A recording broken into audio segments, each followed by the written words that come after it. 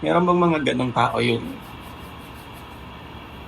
pasok sila sa work nang hindi sila kumakain? Siguro as an OFW, parang nasanay na tayo na walang laman palagi yung sikmura natin, trabaho agad na. Actually, yung video na to, gusto ko lang i-share sa inyo guys, no? Of course, it's still about Zaid's Perfume Bar.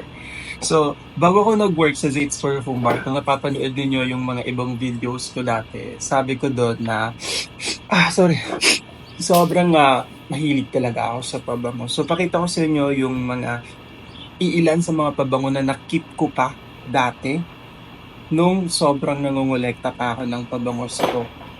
Isa to sa mga pabango na nabili ko. This is from Thierry Mugler, Pure Haban. Kasi nung sobrang na-addict na ako sa pabango, nag-experiment na ako ng iba't ibang klase ng pabango. So sabi ko, gusto ko magkaroon ng tobacco na pabango kasi wala pa akong tobacco na pabango. So, eto yung gamit ko dati.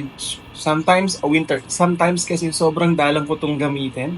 Kasi kapag siguro nag-i-spray ako ng mga 3 or 4, ang sakit niya sa ulo. So, kinip ko pa rin siya kasi gusto ko yung bote niya. So, Pure Havan by Thierry Mugler. By the way, yung price nito dati is nasa mga around 500 reals, guys.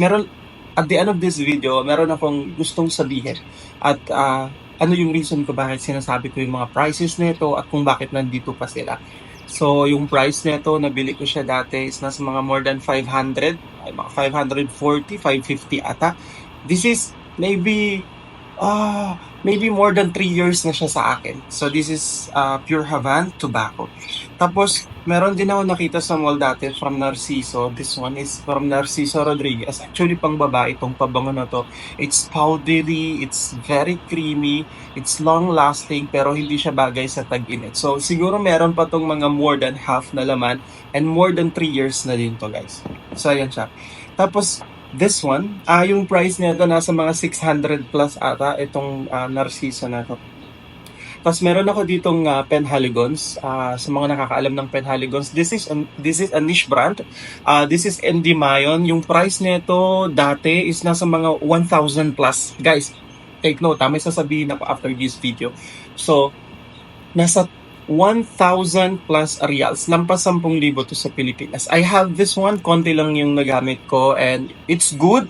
But yung amoy nito is parang amoy pang, alam mo yung fresh siya pero mature yung amoy niya. And nagustuhan ko siya nung umpisa. Kaso nung ginagamit ko na siya, sobrang daling mawala ng amoy niya for a 1,000 plus reals. Nasa lampas 10,000 yun sa Pilipinas. So, eto, konti lang yung nagamit ko sa kanya kasi na-disappoint ako sa kanya nung mga time na ginagamit ko na siya. Siguro mga 1 taon na to almost. Ano pa ba yung meron ako dito? Ito yung sinasabi ko, guys. Nakip ko po yung bote niya. This is from Givenchy. It's a gentleman collection nila, Eau de Toilette. Ito yung pabango na gusto ko yung amoy pero 20 minutes wala na yung mga 20 minutes siguro wala na yung amoy, hindi mo lang umabot na 1 oras. Price nito dati 469 reals. So yan. Meron pa ako. And ito yung pinaka-paborito ko sa lahat. Givenchy Gentleman Paris, which is ginagamit ko mostly during winter. Gustong gusto ko tong pabango na to and I think nasa mga siguro mga 30% pa yung laman nito and hindi ko na siya ginagamit kasi tawag dito summer ngayon and yung amoy nito, guys, is may pagka woody vanilla siya. Nasusosyalan ako sa amoy nito pero para siyang may pagka smoky woody. Ginagamit ko lang siya during the winter season. Ano pa ba yung meron ako dito? Ito yung box ng Penhaligons. Meron din si Mrs. dito, Givenchy La Interdite. So, ayan. So, yung mga ibang pabango ko is, siyempre, mahilig ako magbenta, binibenta ko sila dati. Yung mga ayoko nang ikip kasi nagka-cluttered na dito. But guys, alam nyo ba kung bakit ginawa tong video na to? Kung mapapansin niyo yung mga prices po na sinabi ko dati, like 500, 600, 400, 1,000 for a branded perfume na nandito sa akin ng 2 years, 3 years nang hindi ko ginagamit at sobrang mahal po nila. So, bakit ko sinasabi yun, guys? Kasi kung mahilig kayo sa pabango, eto yung na-realize ko, napaka-importante na practical kayo. mostly ang tinitingnan talaga natin is the quality of the perfume, guys. No, the quality of the perfume. Alam nyo ba, guys, yung mga pabango na yon, binili ko yon, ginamit ko yon bago ako magtrabaho sa Zait's Perfume Bar. Isipin niyo, guys, this is the new prototype bottle of Zait's Perfume Bar.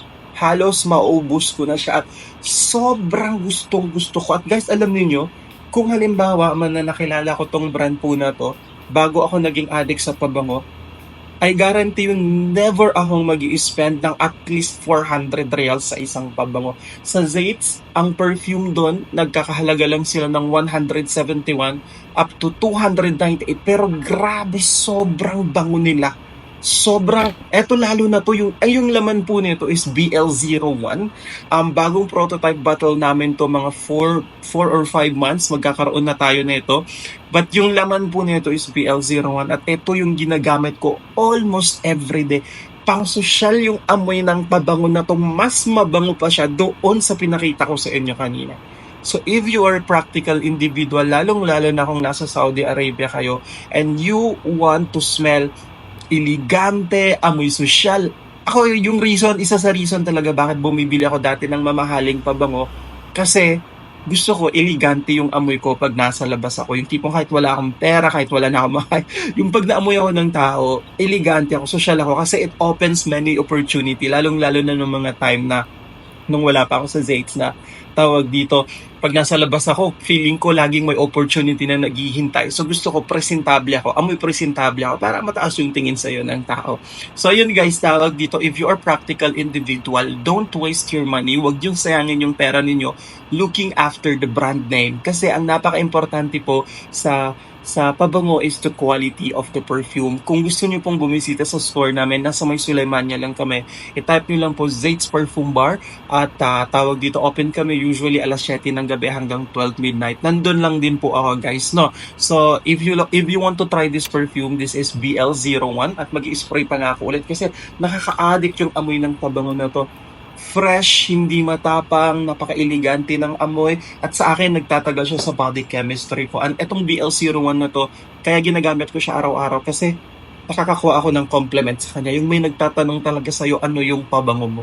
So if you want to try this one, this is only 298 and ito yung mga top of the line collection namin. Pero meron pa po kaming mga iba't ibang collection from 171 up to 298 reals. So yun guys, na-share ko lang sa inyo para somehow alam ko may mga tao kasi na sobrang hook nila sa brand name. Sa panahon ngayon, especially kung OFW ka, it's very, very important. Napakahalaga na maging practical. See you again.